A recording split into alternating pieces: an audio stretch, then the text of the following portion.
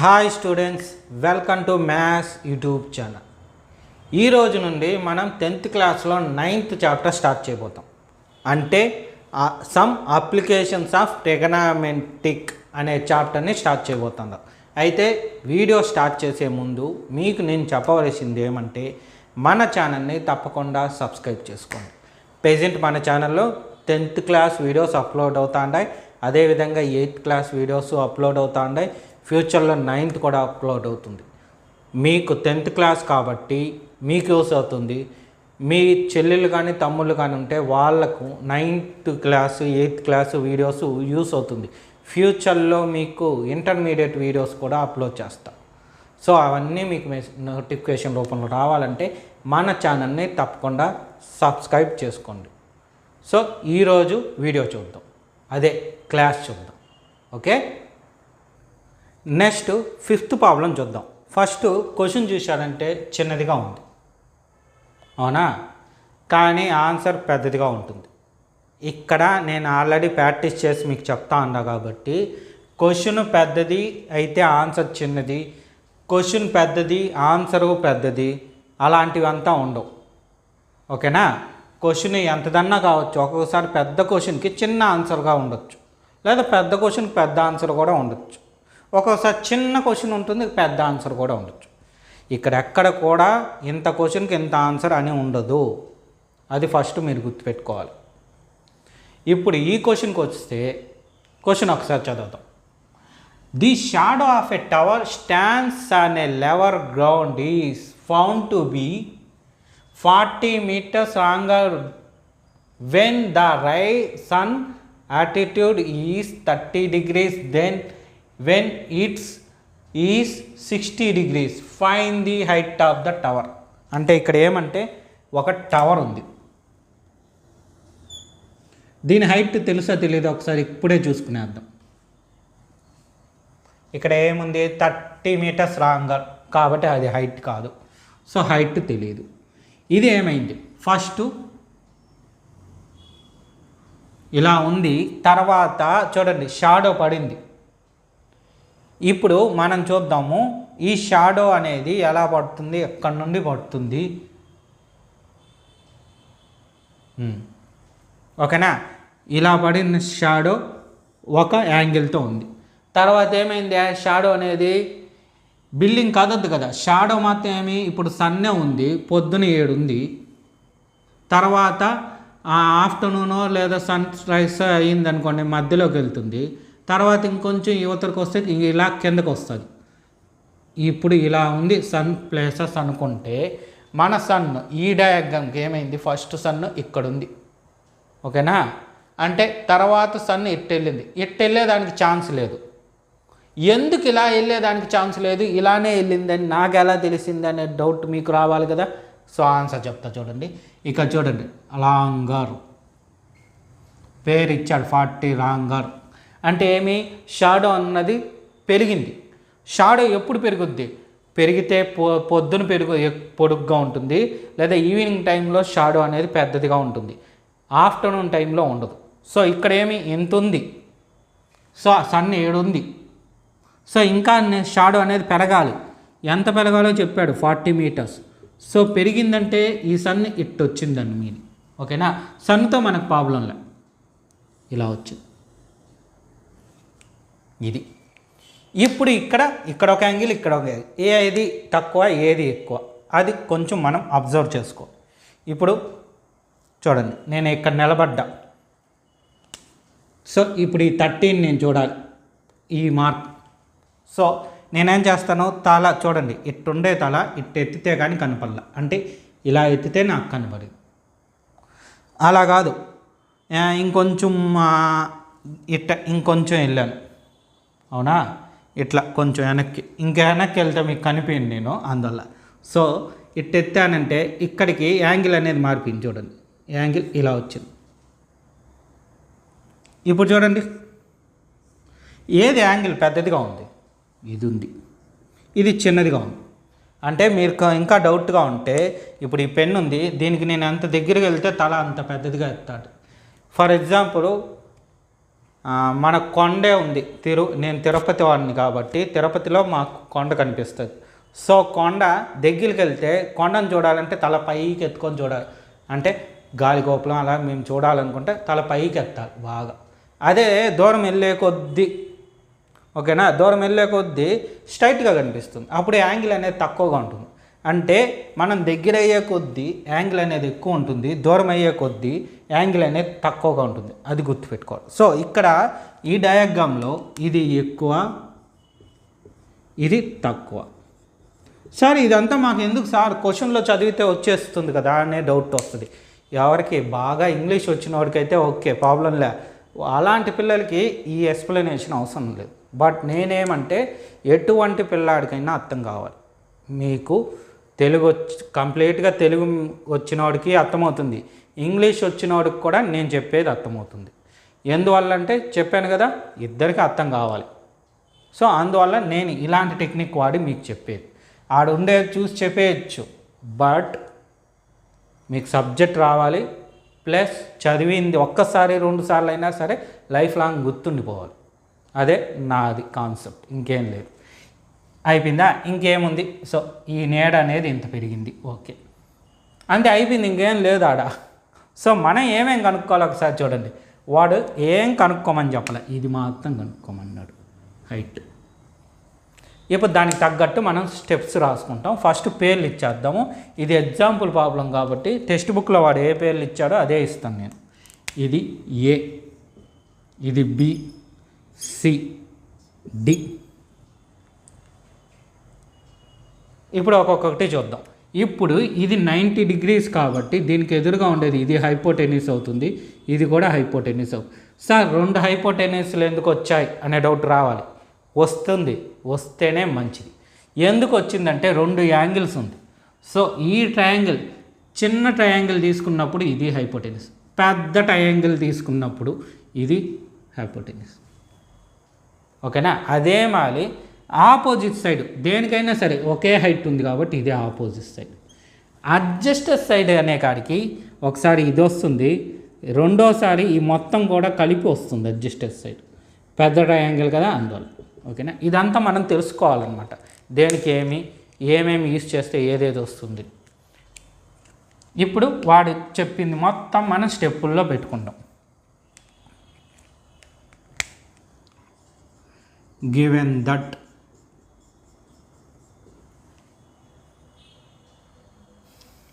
So length of shadow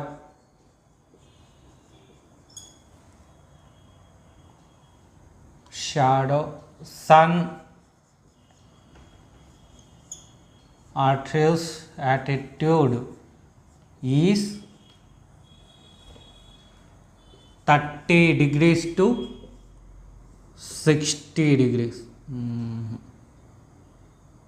okay, 60 degrees నుండి 30 degreesకి, ఓకేనా. ఈస్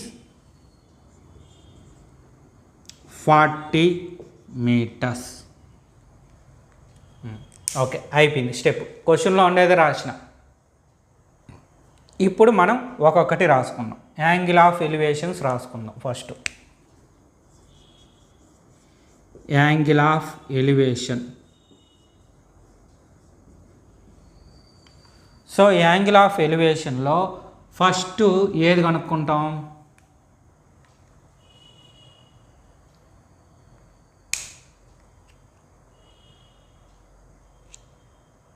సో ఫస్ట్ ఒకటి కనుక్కుంటే ఇంకోటి వచ్చే ఛాన్స్ లేదు కాబట్టి ఇక్కడ ఈక్వల్ ప్రిఫరెన్స్ అని ఉంది. ఇక్కడ మీరు బాగా గమనిస్తే ఈ 2 తీసుకున్నామే అనుకోండి, ఇది కాదు, ఇది తీసుకుంటాం. ఇది ఆపోజిట్ సైడు, ఇది అడ్జస్టెడ్ సైడ్. ఈ 2 వాల్యూస్ తెలియదు. పోనీ ఈ వాల్యూ తీసుకుంటామంటే దీనిలో సగం తెలిస్తే సగం తెలియదు. కాబట్టి 2 ఈక్వల్ ప్రిఫరెన్స్లోనే ఉంది కాబట్టి నేనేం చేస్తానంటే ఒకటి ఎక్స్ అనుకుంటా, ఒకటి వై అనుకుంటా. అప్పుడే మనకి క్లారిటీ వస్తుంది. ఫైనల్గా వాడు చెప్పింది హైట్ ఆఫ్ ది టవర్ కాబట్టి దీన్ని ఎక్స్ అనుకుంటా, దీన్ని వై అనుకుంటా, ఈ పార్ట్ని, ఈ గ్యాప్ని మాత్రమే వై అనుకుంటాను. మీకు ఎందుకు ఇదంతా చెప్తా ఉన్నానంటే వై ఏమనుకోవాలి, ఎక్స్ ఏమనుకోవాలని మన మీద మనకు అర్థమయ్యేటట్టుగా మనం అనుకోవాలి. గుడ్డిగా మాత్రం అనుకోకండి. నేను ఇది ఎందుకు ఎక్స్ అనుకున్నా, ఎందుకు వై అనుకున్నానంటే మనం ఎప్పటి నుంచి నేర్చుకున్న మ్యాథ్స్ తెలియంది unidentify values are let be x అని నేర్చుకున్నాం. అంటే తెలియని వాల్యూస్ని ఎక్స్ అనుకోవడమే నేర్చుకున్నాం చిన్నప్పటి నుంచి. సో మన అలవాటుకి తగ్గట్టు ఇది కనుక్కోవాలి కాబట్టి దానికే ప్రిఫరెన్స్ కాబట్టి అదే ఎక్స్ అనుకున్నాం. సో ఆటోమేటిక్ ఇది వై అనుకున్నాం, ఇంకేం లేదు. అక్కడేం కంపల్సరీ అదే కాదు, కావాలంటే ఇది కూడా అనుకొని చేయండి, ఇబ్బంది లేదు. Angle of elevation. So angle 60కి వేసుకుందాం first. ACB is equal to 60. So ఏదన్నా వేసుకోవచ్చు, ఏం కాదు, ముందు రాసుకునేద్దాం. యాంగిల్ ఆఫ్ ఎలివేషన్ తర్వాత వచ్చి ADB is equal to 30 degrees. చూడండి, ఏసిబి 60, ఏడిబి 30. ఓకేనా? ఇప్పుడు మనం అన్నీ చూసారంటే ఆ అడ్జస్టెడ్ ఆపోజిటే ఉంది, అంటే tan θ యూజ్ చేయాలని అర్థం. ఓకేనా? సో ఇప్పుడు ఎక్స్ వై అనుకున్నాం కదా, అది కూడా రాసేద్దాం. Let the height of the tower X metres. ఎందుకు మీటర్స్ అంటే ఇక్కడ 40 meters ఉంది కాబట్టి మీటర్స్ అని పెట్టుకున్నాం. నెక్స్ట్ ఏం రాద్దాం చూడండి, ఇక్కడ వై ఏంటి అది కూడా రాద్దాం. ఇది ఎక్స్ రాసాం బాగానే ఉంది, but AB is equal to x రాద్దాం, ఇంకా బాగుంటుంది. నెక్స్ట్ చూడండి, బీసీ వై అనుకున్నాం. ఓకేనా? తర్వాత ఇది కూడా చూసుకోండి. సో బీడి ఈ లెంత్ కూడా కావాలి, బీడి. ఎందుకు ఇవంతా రాస్తాండ అంటే ఇక్కడ రౌండ్ అప్ చేసి పెట్టుకుంది అవే కాబట్టి మనం ఒక్కొక్క దానికి ఒక్కొక్క టెక్నిక్గా చేసుకున్నాం. ఓకేనా? ఇది రౌండ్ చేసుకున్నాం కాబట్టి ముందు ఇది, తర్వాత ఇది, ఈ గ్యాప్ తెలియాలి కాబట్టి ఇవి మొత్తం డిస్టెన్స్ కూడా తెలియాలి కదా బి నుండి డికి, అందుకు లాస్ట్ది బీడి. బీడి అంటే బీసీ ప్లస్ సిడి అవుతుంది. బీసీ అనేది వై అయింది, సిడి వచ్చి 40 meters అవుతుంది. సో 3 వాల్యూస్ వచ్చేసిన. ఇప్పుడు ఒక్కొక్కటి చూద్దాం. ఫస్ట్ దానికి ఇన్ ట్రయాంగిల్ ఏది తీసుకుందాం, 60 degrees వాడు ఉన్నాం కాబట్టి ఫస్ట్లో ఇది రాసాం కాబట్టి ఆ ట్రయాంగిల్ తీసుకుంటాం. ట్రయాంగిల్ ఏసిబి ఆపోజిట్ అడ్జస్ట్ కాబట్టి tan θ అనే ముందుగానే మాట్లాడుకున్నాం. tan θ అంటే opposite side by adjacent side. Tan, so first దానిలో ఎంత 60 is equal to opposite side. ఈ 60కి ఆపోజిట్ ఇదే అయింది, ఇదేంటి ఏబి. ఇప్పుడు ఈ 60కి అడ్జస్టెడ్ సైడ్ అంటే ఇది, ఈ కొంచెం మాత్రమే ఉంది కాబట్టి ఇది బీసీ. సో tan 60 నేర్చుకుంటే వచ్చేస్తుంది √3 అని. నేర్చుకోకపోతే మాత్రం ఖచ్చితంగా నేర్చుకోండి. ఏబి వాల్యూ ఎంత ఉంది, ఏబి ఏబి ఏబి ఇదిగోండి ఇక్కడ ఉంది, ఎక్స్ అది బై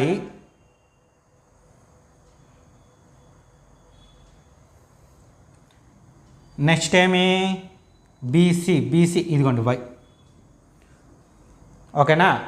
సో మనకి పర్ఫెక్ట్గా కావాల్సింది ఎక్సే కాబట్టి నేను సింపుల్గా ఉండడం కోసం నేనేం చేస్తానంటే ఇక్కడ నుండి ఎక్స్ ఈజ్ ఈక్వల్ టు y√3గా మార్చుకుంటాను. అంటే దీన్ని ఇక్కడికి పంపించేసిన మల్టిప్లికేషన్ కాబట్టి √3. ఇది ఈక్వేషన్ 1. ఓకేనా? నెక్స్ట్ ఇంకొకటి కూడా ఇక్కడనే వేసేస్తాను, రెండో ఒకేసారి రఫ్ చేసి ఇంకా ప్రాబ్లం ఉంది చేయాలి. ఇది ఒక ట్రయాంగిల్ అయిపోయింది. ఇప్పుడు రెండో ట్రయాంగిల్ చేద్దాం. రెండోది కూడా ఇక్కడే చేస్తే మీకు బాగా అర్థమవుతుందని ఈ గ్యాప్లోనే వేస్తాను. Triangle ADB, ADB same tan θ is equal to opposite side by adjacent side tan 30. ఓకేనా? ఆపోజిట్ సైడ్ 30 నుంచి ఆపోజిట్ బిఏబి. బై 30 నుంచి అడ్జస్టెడ్ సైడ్ అంటే ఇదంతా బీడి. సో tan 30 అంటే 1/√3. ఏబి అంటే చూడండి, ఏబి ఎక్స్. సో బీడి ఇదిగోండి ఇక్కడ ఉంది. సో దీని వాల్యూ ఎంత అని పెట్టుకున్నాం, y+40. ఓకేనా. సో ఇక్కడ కూడా చూడండి, దీన్ని అట్ట రాసుకోవచ్చు అంటే దీన్ని ఈ సైడ్ పంపించేద్దాం. x = ఇది ఇక్కడికి వెళ్ళిపోయి న్యూమరేటర్లోకి y+40/√3. ఇది ఈక్వేషన్ 2. ఇక్కడ ఎలా పంపించాలని చెప్తాను చూడండి. క్రాస్ మల్టిప్లికేషన్ చేస్తాం. సో క్రాస్ ఈ 2 మల్టిప్లై ఈ 2. బట్ నేను ఈ 2 మల్టిప్లై చేయలే, x√3 మల్టిప్లై చేయకుండా 1 × y+40 మల్టిప్లికేషన్ చేసి ఆ ఆన్సర్ ఎత్తుకొని వెళ్ళి ఇక్కడ వేసేసాం. ఎందుకంటే x = కావాలి కాబట్టి. చూడండి 2. ఇప్పుడు 2 x = రాసుకున్నాం. ఓకేనా. ఇప్పుడు మీరేం చేస్తారంటే ముందు రాసుకునేది, తర్వాత నేను సాల్వ్ చేస్తాను. ఓకే, నీట్గా రాసుకోండి. నేను క్వశ్చన్ కూడా రఫ్ చేసేస్తా ఉంటాను. ఇప్పుడు ఇంకా స్టెప్ ఉంది, మనం కనుక్కోవాలి. అవసరమైన ఆన్సర్స్ మాత్రం ఇక్కడే ఉంచుతాం. రాసుకోండి, డయాగ్రామ్ వేసుకోండి మర్చిపోకుండా. ఈ రౌండ్ అప్లంతా పెన్సిల్తో చేసుకోండి. ఎక్స్ వైలు కూడా నోట్ చేసుకోండి పెన్సిల్తో. ఇక్కడ మొత్తం రఫ్ చేసుకున్న, డయాగ్రామ్ అవసరం కాబట్టి ఉంచినాను. ఈ 2 వాల్యూస్ ఉంచుకున్నా. ఇప్పుడు చూడండి నేనేం చేస్తాను. From 1 and 2 are equal. అంతే కదా, 1x 2x. అప్పుడు ఏం చేస్తాం, x తీసేసి y√3 ఇది 1 = y+40/√3గా రాస్తాం. చూడండి సింపుల్. ఇప్పుడు ఈ √3 దీని డినామినేటర్ 1, క్రాస్ మల్టిప్లికేషన్ ఇప్పుడు చేస్తే √3 × y√3 = 1 × y+40.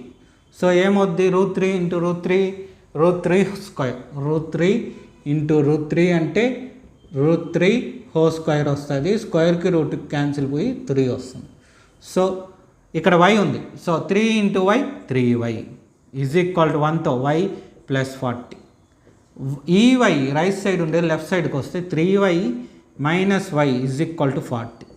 3yలో 1y పోతే 2y = 40. So y = 40/2. ఇది మల్టిపుల్, ఈ సైడ్కి వస్తే డివిజన్. ఎంత, 20. So y = 20 meters. ఓకేనా. ఇప్పుడు వాడు అడిగిన క్వశ్చన్లో ఏం అడిగాడు, find the height of the tower మాత్రం అడిగాడు. ఇప్పుడు దీన్ని దీనిలో అన్న సబ్స్టిట్యూట్ చేయాలి. దీనిలో చేద్దాం. ఇది అయిపోద్ది, ఈజీగా అయిపోద్ది. చూడండి, ఇంత పెద్ద దానిలో సబ్స్టిట్యూట్ చేసి అడిషన్ చేసి డివిజన్ చేసే బదులు ఇక్కడ సింపుల్ మల్టిప్లికేషన్. ఇక్కడ 2 చేయాలి, అడిషన్ చేయాలి, డివిజన్ చేయాలి 2.